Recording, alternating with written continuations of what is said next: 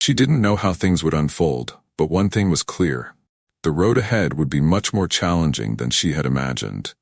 She, alone, would have to face the challenges that came, but in her heart, she knew the baby she carried was the reason she would keep going, even amidst so much fear and uncertainty. Is this story getting emotional? Leave a comment and let us know what you think. Don't worry, the story continues. In the days following that painful conversation, Mariana tried to find answers to what was happening. She was still in shock from Eduardo's reaction, unable to understand how he could, in some way, not see what she saw. A future full of promises, a new life about to begin. She dedicated herself to caring for herself and the baby, but at the same time, she found herself constantly thinking about what Eduardo had said. He pressured her to make decisions, but it wasn't positive pressure. It was pressure that made her feel small, as if she were making an irreparable mistake by continuing with the pregnancy.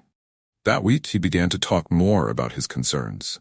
The wrong time, the lack of stability, the plans he had for the future.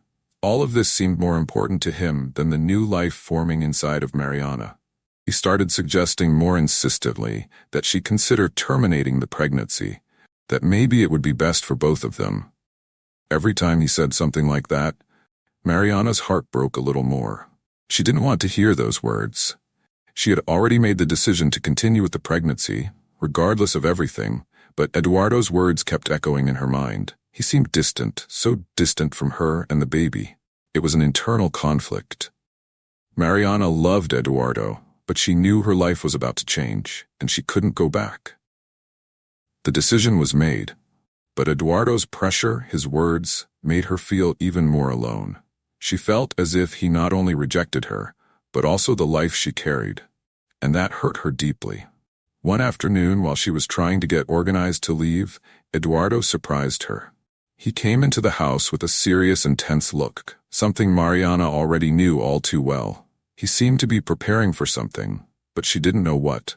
He looked her directly in the eyes and said, with a coldness that pierced her heart, "Mariana, I can't handle this anymore.